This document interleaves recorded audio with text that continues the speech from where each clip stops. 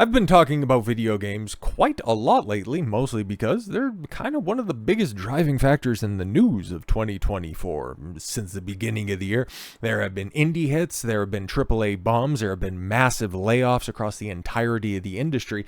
It's all very fascinating, and it's all really a consequence of these long-term, multi-year actions that these companies have taken. And as somebody who's also got a more myopic view about the entire entertainment industry, we can see all of these institutions crumbling just about at the exact same time. So it's a very informative time to be in. It's just also a very dangerous time to be in. Now, I'm not going to play victim or anything like that. Okay, there are far more prominent individuals that are talking about this exact same stuff. People that I've used as sources before, two of them, in fact, that are right there on the screen, and they're facing far harsher criticism than just a bunch of freaks disliking a video. It's like, okay, I get it. You want to stand for your multi-billion-dollar company. Whenever I make a video about Disney or Marvel, Doctor Who, Star Wars, whatever your favorite multi-million-dollar franchise, you need to go ahead and protect them from whittle old Dawn. Get it, you freaks. Opinions are very dangerous, right? Because you're the ones who consider words violence. And that's why whenever I make these conversations, whenever I talk about these issues at play, I'm like these guys who are out there, okay? Cabrutus, who set up the EI detected website, set up the Sweet Baby Inc. detected Steam group with the curator page that knocked all of this stuff off, that really kicked the hornet's nest, while he's saying, don't go after Kim Belair, the CEO of Sweet Baby Inc. Don't go after the black girl gamers types, okay? All of those people, you can point out their work, just don't take it to a point where you're going after them, okay? That's the same thing Grummz talks about. Like, he'll highlight all of the toxic community managers that are out there, that are brazenly attacking the gamers that prop up the companies and allow them to collect a paycheck. Very strange, but all he does is just simply post their words. He never calls for concerted attacks on individuals, exposing their private information, exposing them as people. As for me, I might take it a step a little bit further. I might make a couple of jokes at their physical appearance expense, but hey, this is a half-ass comedy show as well. I'll give you the news, but then I'll give you some funnies too if I find that it's important to driving a point home. But I'm never calling to go after an individual. Whenever I address an individual, it's about the quality of their arguments, trying to prioritize diversity, inclusion, equity, revisionist history, what have you. We're going after people's arguments. We're going after people's ideologies. Their thoughts and their opinions are what matters when it comes to discussing this stuff, not the individual. I don't care what they do in regards to their private life. I care about what they're saying, what they're putting into the entertainment medium, what they're putting into the public square, and all of that stuff, that's completely and totally above board for critique. But when you go a step further, when you start to DDoS attack, when you start to cause people financial harm, when you start to put people in the line of physical harm, well, that crosses a line. Normally, I would think that this is a well understood phenomenon, but this is something that only one side of this equation really gets. So Cabrutus's website suffered 2 more DDoS attacks. These people are going all out. Why? Because he simply wants to put games that prioritize all of the ideological cause du jours on display for the world to see. Everything that they would normally, okay, talking about the Sweet Baby Incs of the world, normally they would be more than happy to tout, and it's still on their website where, yeah, we worked on this game, we work with this company, we work with that company as well. They're always fine with trumpeting their success, their infiltration of these companies, but when the likes of Cabrutus, a Brazilian guy, who's been accused of being a white supremacist, make that one make sense. But whenever he wants to put them on a list and simply also champion their accomplishments, that means to try to ruin his life, try to dox him, call for his deletion as an individual. See, well, some people, well, Cabrutus, Grummz, myself, we have certain standards. We will just simply go after your adherence to the message. We're never, ever, ever going to call for your physical harm. We're never going to put your personal information out there. I can speak for myself on that one. I don't know in the long term what would ultimately happen with these guys, but for as far as I can see so far, that just simply hasn't been the case. But I say all of this as a preface to this. These freaks are so goddamn pissed off at the likes of Cabrutus, at the likes of Grummz, for simply shining a light on their previously uncontested work. Because for a long time, the gaming industry, they've just kicked the doors wide open, and they've allowed the Anita Sarkeesian types, if we want to run it back a while, we'll let the consultancy firms that I previously mentioned come in and ruin this once great industry that used to provide hours and hours of endless entertainment at the AAA, AA, and indie space. Now you can only kind of rely on the AA and indie space to be somewhat palatable, and then when it comes to the AAA space, like outside of a few exceptions, the overall quality of games that you're getting in AAA is absolute dog water. And given the fact that people have been seeing this degradation over the past few years, doing a little bit of research and figuring out and connecting dots, it's like, okay, why does this suck? This game sucks for this certain reason. This game also sucks for a similar reason. Let's see if there's any crossover. Oh, there is crossover because this consultancy group works for them, and that's why the story's bad. Okay, why is the gameplay mechanics over here? Why are they absolutely ass? Oh, because this guy worked over here, and then he bounced over there. Oh, okay, cool. So that's why these directors never really fail out of the industry.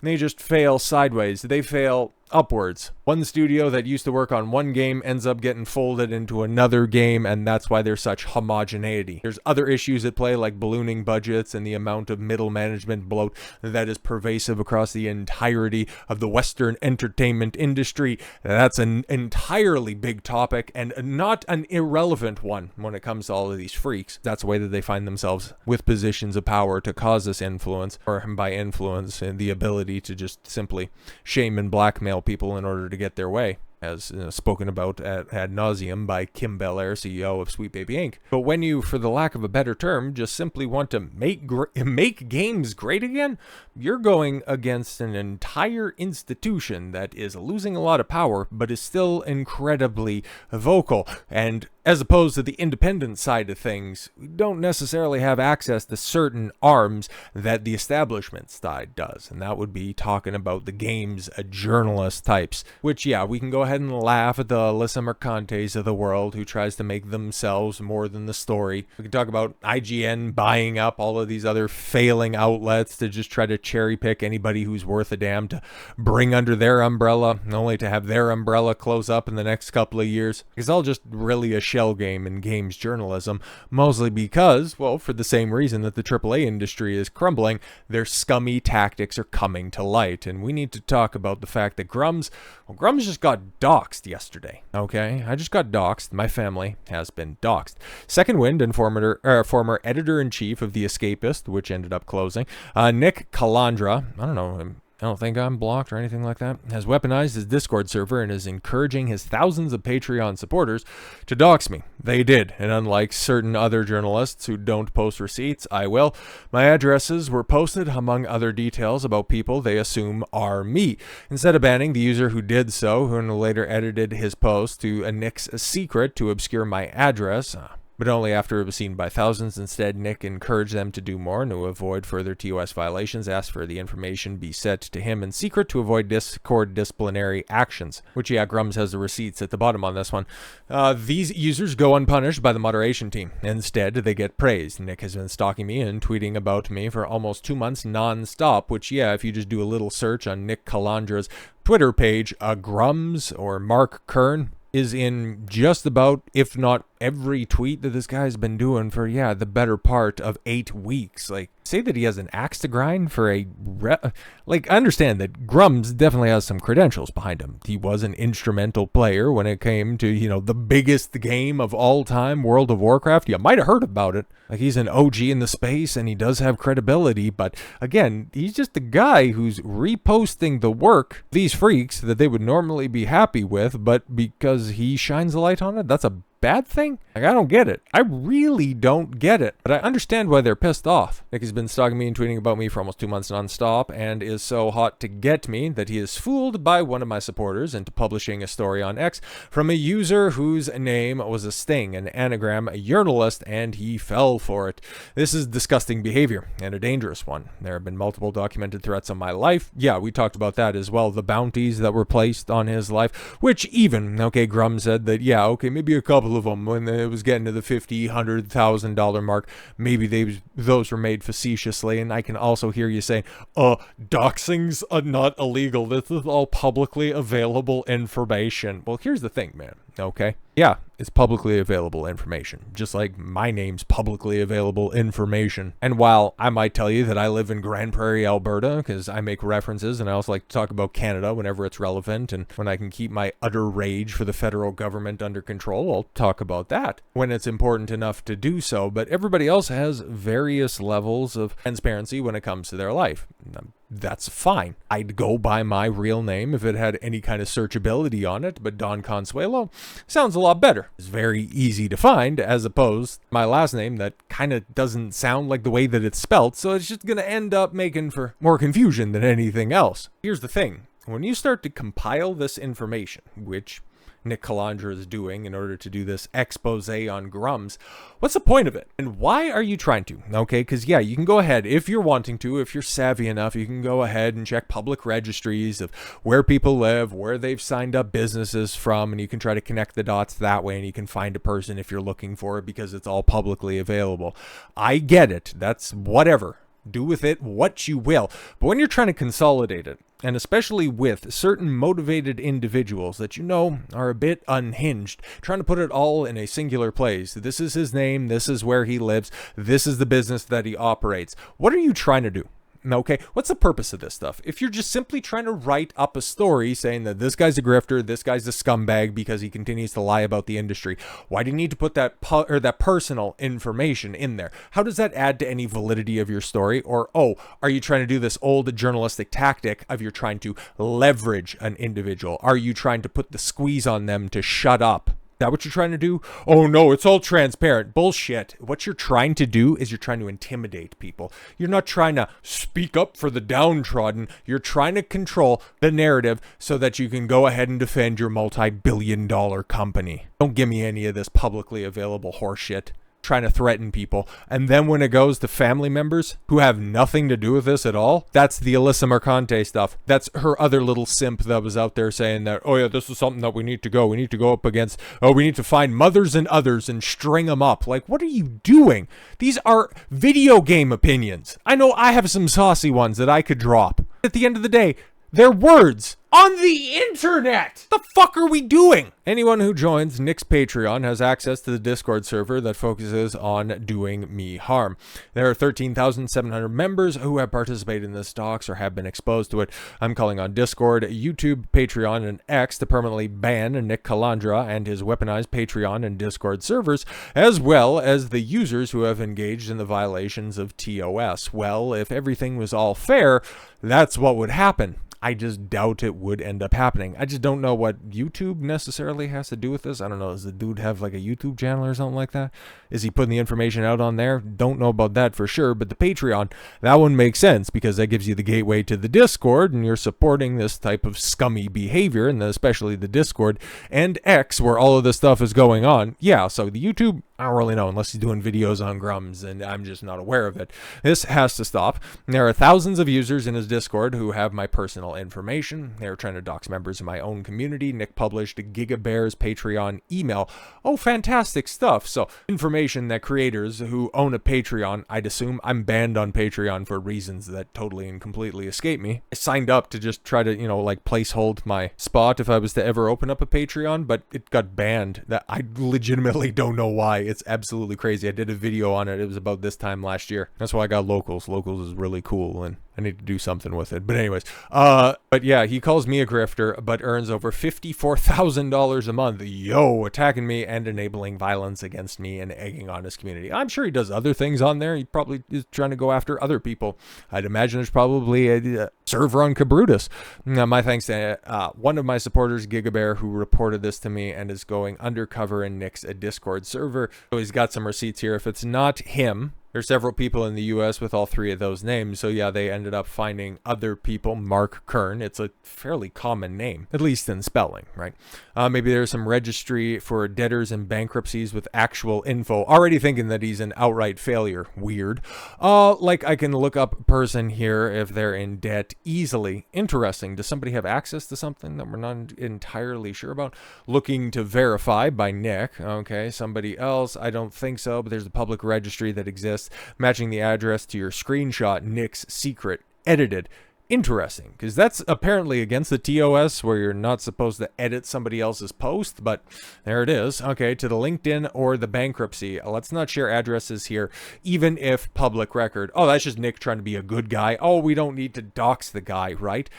Fair. Can't find anything else in a Unicourt, anything around California anyways. Dozen names, middle name, birth year, a year apart, blah, blah, blah. Depends on what company was set up. No, not sure how much of this is a good idea discussing publicly, but I feel like we're approaching a line here. Wow, Justin, growing a conscience. I mean, you're absolutely right, Justin, but is it not fun? Oh, is it not fun? Great. Great, this is what we're doing. Collecting people's personal information to publish them for the expressed means of what exactly? Him saying that censorship in Stellar Blade is bad? That saying that woke community managers is leading to the downfall of Helldivers 2? That Sweet Baby Inc. is not wholly but somewhat responsible for the failure of Suicide Squad Kills the Justice League? That's why we need to expose him and his family members. Glad you're having fun. Probably to some folks, sure, if not fun, at least interesting. Yeah, these are these drama freaks that are out there. Okay, this is why those drama pages on YouTube's, the kill streams, the blood sports stuff, I hate that stuff. I hate it with a burning passion. I hate it like these guys hate objectivity and rationality. Just never ends well for anybody involved. Just ends up destroying people's lives, which is exactly what they're trying to do to Grummz. This is why I took such a strong stance in the completionist stuff. Oh, he's a scammer, con artist, grifter, and he stole a bunch of money from a charity, when in actuality it was placed in trust and nobody lost any money. And where are those charges? Oh yeah, right, they never end up manifest, and the guy is dealing with a dead channel just because a couple of grifters, self-professed grifters, I do it for the clicks because I'm fighting other lawsuits, Carl Jobst, fucking hack. That's what those people do. This is all they do. For fun, it's interesting. It's the most fun I've had since 30 minutes ago. If I find your stuff, feel free to DM it to me. But yeah, any personal details or anything like that, don't post it here.